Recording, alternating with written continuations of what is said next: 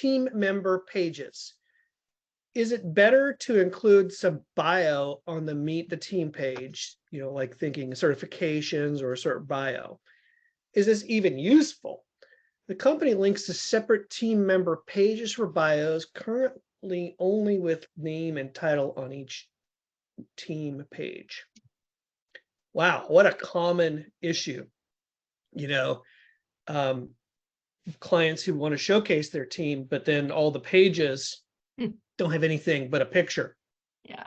And what you might find after a while is that Google might give you some issues in Search Console, like a soft 404 error for the page, because there's really nothing on the page.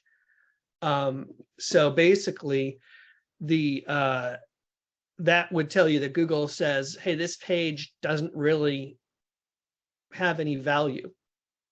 Or sometimes you might find that it's not indexed, or even canonical tag not respected, because it's just like basically the same page as a bunch of other pages, except the name's changed and that's all that's on the page.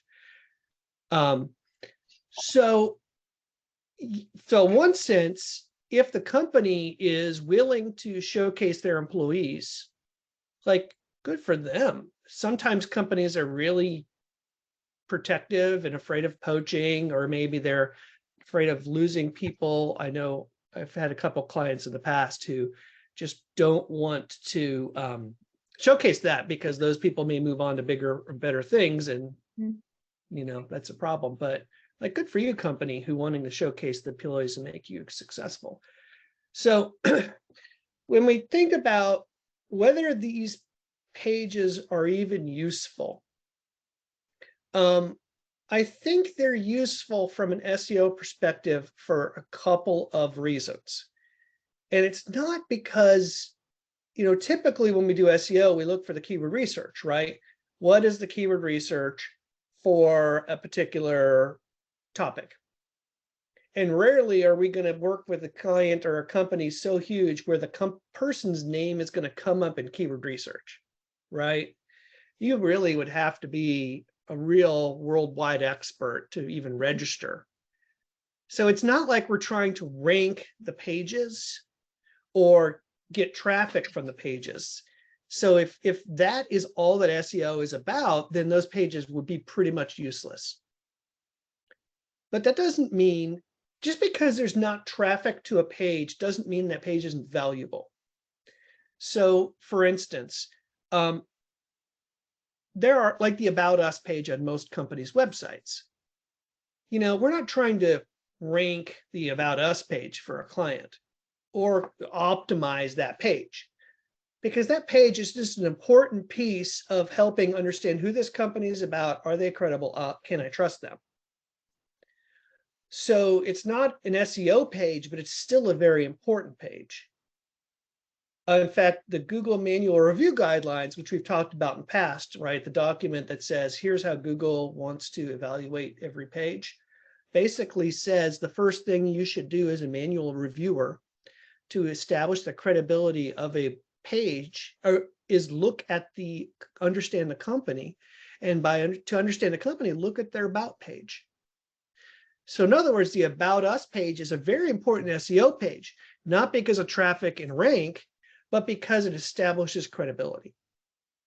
And in the same way, About Us pages that have about our staff can really establish credibility for a lot of the reasons you mentioned: certifications, education, short biography.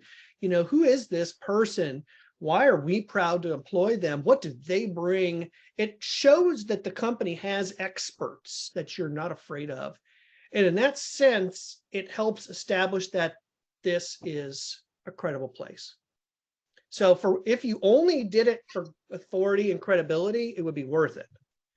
However, there's more value, because when we talk about blogging, and one of the big pieces of the whole, one of the whole parts of authority within web pages is the question, who wrote it? And are they a credible source to write this? Now, this, a lot of times companies will publish articles and they'll publish it by the company. Okay. Well, okay, you're putting it in the company's name. And so if the company's credible, the article will be credible. But if you really want to establish the credibility of a blog post, for instance, you have someone in that company's name on that post. And it would need to be things like, who are they, their education, their credentials, their LinkedIn profile, maybe. So you can kind of verify that this person really does exist. Because, you know, sometimes people will create fake personas, right?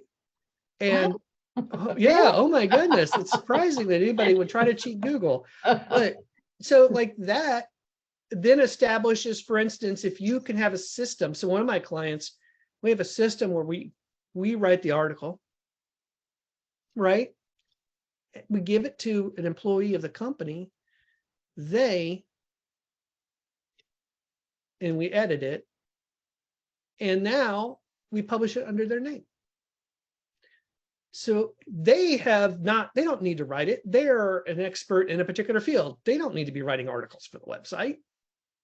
But if they're willing to sign off on what we write for them, boy, they're willing to put their professional name and reputation behind it. It must be good.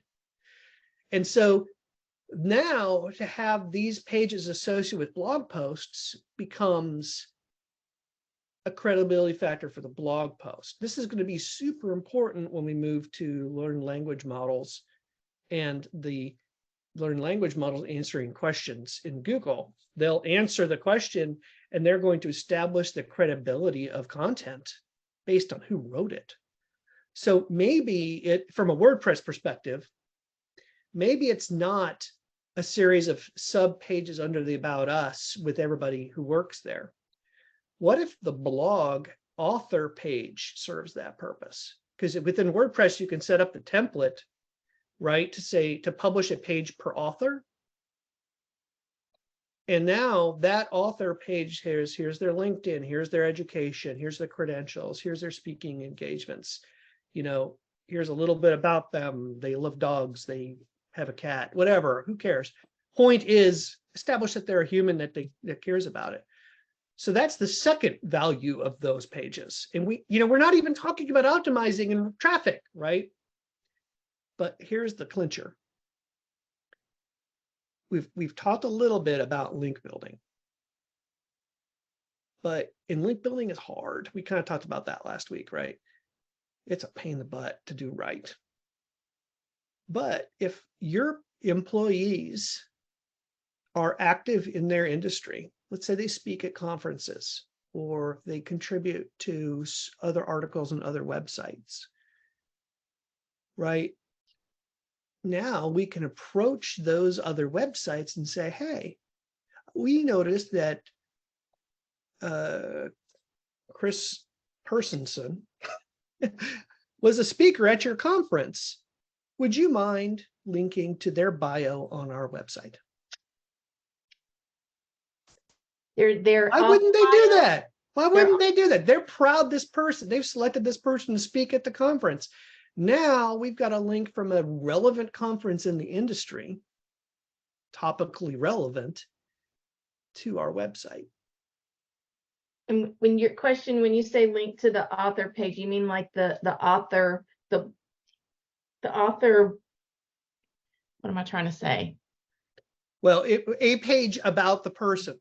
Okay. Whether that's their author page in the blog, if they have that, or like in this case, maybe just a sub page of the About Us where it's just showcasing their employees. Okay. So that's an easy link. And so one of the things you can do, we've talked about branded link building as a strategy. What if it's not the brand? What if it's the employees? And you do searches for the employees' names and see where they're mentioned. Again, we don't have to have 100 million links to our website. If they've spoken at a couple of good conferences in the last year and we can get those references linking to us, we don't want to reciprocate the link, right? We don't want trade links. We want that link coming in. If you pull the backlink profile on Curious Ants, guess what? You're going to see a lot of links from WordPress conferences.